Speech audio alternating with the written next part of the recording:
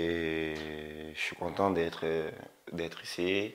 Et je suis content aussi de mes collègues et du staff qui n'arrête pas de nous soutenir et tout l'encadrement du club. Non, ici, pas encore. Pas encore ici. Non, après, comme je l'ai dit, ouais, j'avais garé, une fois je suis arrivé à l'entraînement, j'avais garé au parking du président. Et le frère de la sécurité, il est arrivé, il a dit non, c'est pas ta place, c'est la place du président. Je lui ai dit non, c'est ma place. À partir de ce moment, tu dois maintenant m'appeler président. Ouais, après, mes collègues, ils ont vu, tout le monde était étonné parce que si tu ne gares pas sur ton parking, tu gares sur un autre parking, c'est l'amende. On te met une amende, mais après, bon, ça passait comme la rigolade. Et puis bon, le prénom, il est resté.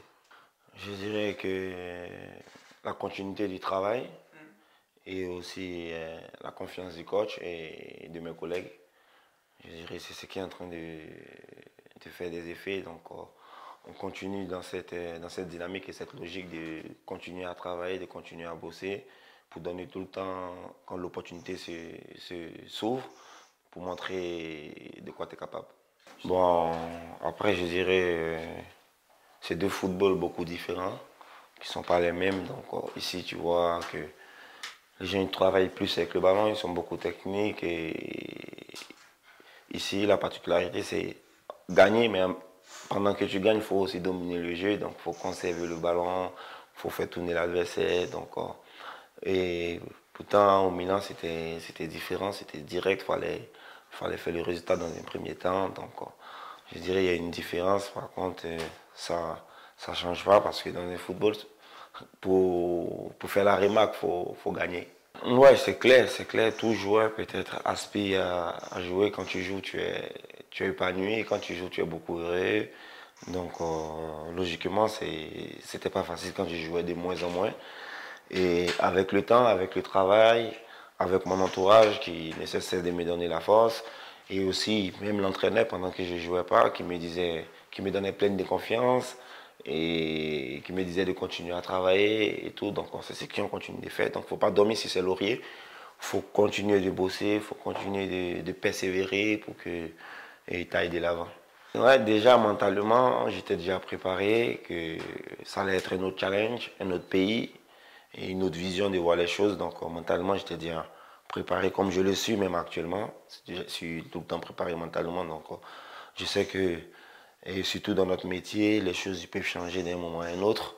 Donc il faut être tout le temps concentré et focus et c'est l'objectif.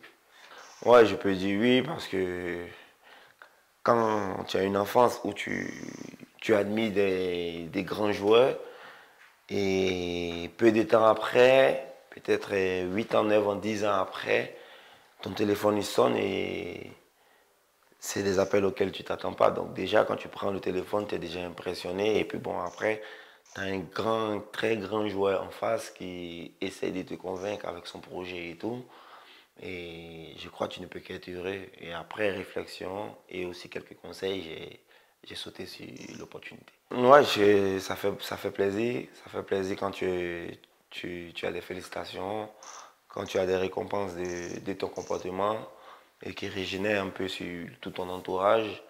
Donc comme je l'ai dit dans ce métier, il faut être bosseur et il faut respecter les choix et les consignes du staff et du coach et aussi de tes collègues. Donc en même temps que tu bosses, en même temps qu'il faut veiller à ça, il faut prêter attention à tout le monde et aussi il faut être inclus dans l'équipe, inclus pour dire peu importe peu importe les 11 entrants que l'entraîneur va mettre en place, il faut être toujours positif et parce qu'on ne sait jamais, tu pourras aussi avoir ton temps de jeu et ça serait aussi aux autres de te donner la force et d'être positif aussi envers toi.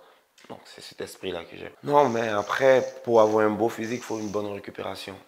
Donc quand je travaille ici, chez moi à la maison, je fais que de la récup aussi, des soins, des massages et du bain froid et un peu de tout ça. Donc quand tu récupères bien, et tu grandis beaucoup physiquement et tu es presque tout le temps frais. Ouais, après je dirais c'est logique et on n'a pas la même masse, on n'a pas le même poids et la même taille aussi. Donc c'est forcément quand il y a un impact plus fort que peut-être je prenais l'avant. Mais après, eux aussi, ils sont super doués avec le ballon. Et sans le ballon, ils ont une vision du jeu qui est spectaculaire. Donc, je leur dis félicitations aussi. Moi, j'en ai connu beaucoup, mais Pedri, je crois, il est spectaculaire. Il a une vision du jeu.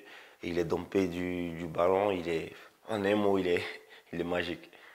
Non, juste pour rigoler. Après, Ansu et moi, comme avec toute l'équipe, j'ai vraiment un bon rapport avec toute l'équipe. Et l'équipe a une solidarité qui est immense, a une cohésion totale. Et je crois que c'est l'attitude quand il y a trop d'adrénaline sur le terrain. C'est ça que tu t'exprimes d'une autre façon. Mais juste 10 secondes, 13 secondes après, j'ai juste dit, remets-toi dans le match et vas-y, vas-y. On a l'avantage, il ne faut pas qu'on perde l'avantage. Et c'est un petit frère aussi à moi. Moi, je dirais que Gavi était un joueur très, très, très, très talentueux. Un bon joueur à devenir qui va gagner beaucoup aussi des trophées individuels comme Pedri, comme Ansu Fati, comme Baldé. Vraiment, ils sont magiques et tous. Ouais, après, c'est des matchs de grandes ampleurs, c'est des matchs qui se regardent partout dans le monde. C'est de gros matchs et c'est des matchs que tout joueur aimerait jouer au moins une fois. Donc, je dirais, d'abord, je suis content que je vais participer à ce match-là, mais dans un premier temps, il ne faudrait pas qu'on se détourne de l'objectif. On a des matchs déjà là avant le Classico, donc il faut rester concentré sur le match du week-end et il faut être focalisé pour continuer notre abstention. Ouais, comme je l'ai dit, c'est un hommage. C'est un hommage que j'ai fait à mon père. Parce que au pays, j'étais encore tout petit quand je le voyais faire ça. C'est des images qui sont restées gravées parce que c'était un militaire. Donc, en retour, j'ai fait cet hommage. Parce que j'ai pas eu trop la chance de rester avec lui jusqu'au plus longtemps possible. Donc, bon, j'ai jamais eu cette idée, ni moi, ni mon entourage, ni mes conseillers, parce que on a un contrat ici de 4 années et on n'est qu'à la première année. Donc, on est barcelonais et on espère être encore barcelonais dans le futur. Et on est focalisé sur le Barcelone parce que j'appartiens au Barcelone. Si tu marques des buts, ça fait plaisir. Si tu ne marques pas des buts que vous gagnez, ça fait aussi plaisir parce que mon rôle, c'est pas un attaque, c'est pas d'être, je suis pas un attaquant pour dire, faut coûte que je marque des buts et je suis là pour aider mon équipe et donner le meilleur de moi et ma satisfaction au staff technique qui me fait confiance et aussi aux collègues qui me donnent la force. Donc, c'est pas un souci, jouer reculer ou jouer près du but. Ouais, après la fondation, c'est une fondation que j'ai mise en place avec des conseils des grands frères et tout, pour donner aussi la force aux plus petits et aux personnes qui n'ont pas beaucoup de moyens.